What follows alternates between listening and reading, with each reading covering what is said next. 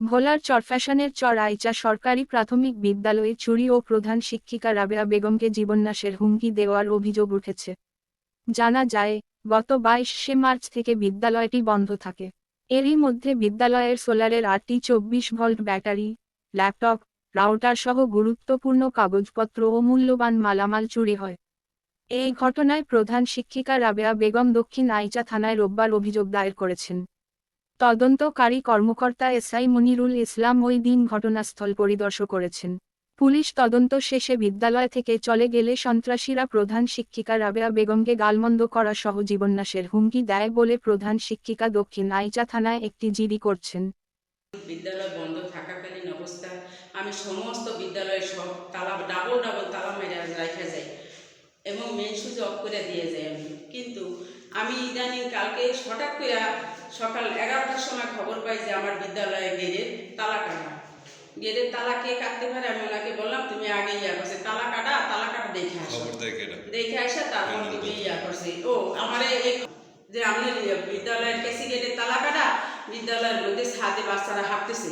তখন আমি বললাম বিদ্যালয় বন্ধ, রবিবারে খোলা 21 তারিখে বিদ্যালয়ে কীভাবে বাচ্চারা হাঁটবে বা বাচ্চারা আসবে কোথা থেকে। তখন ওনাকে পাঠায়, উনি আয়সা দেখতে পায় আমার বিদ্যালয়ে 8টা ব্যাটারি নেয় এবং আমার আলমারির ভিতরে ল্যাপটপ, কাগজপত্র যত যা ছিল যাবতীয় জরুরি সব কিছু নিয়ে যায়। আমার বিদ্যালয়ে এই অনাকাঙ্ক্ষিত ঘটনা কে ঘটাইছে আমি তীব্র বিচার চাই।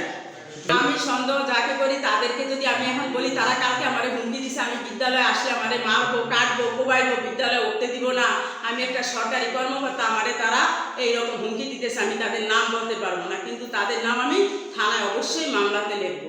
দরজাটা খোলা আছে, আমরা তো এত ভয় পাই না।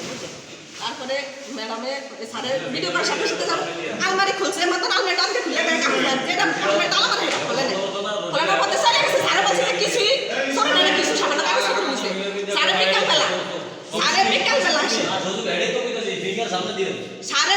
আসে সরছে আসিয়া বলে যে সন্ধ্যার আধা ঘন্টা আগে বলে যে ওখানে স্যারের সময় বলে যে চুরিটা হয়েছে 7 দিন আগে, মানুষ সাক্ষী আছে। বলে কে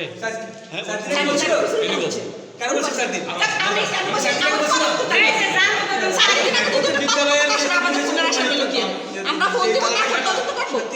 ঠিক আছে, আমার জামাইরা বলছে যে তোমরা কি করছো, ঘুমাও নাই, তোমরা শোনো নাই। বলতেছে স্যার সভাপতি আপনার জমিটা তো আপনি সেই শিক্ষক আপনি বলেন যে জমিটা তো বাকি বলে আপনি জমিটা শিক্ষক আপনি ঘুম মারে কেন আমরা আপনাকে সব করে দিব। এটা বলার সাথে সাথে বলছে যে ঘুম লওয়া হতো তোমাকে ব্যাকেরে ঘুম লওয়াই আমার জামাই এটা নিয়ে উত্তেজিত হচ্ছে, আমার জামাই উত্তেজিত হচ্ছে।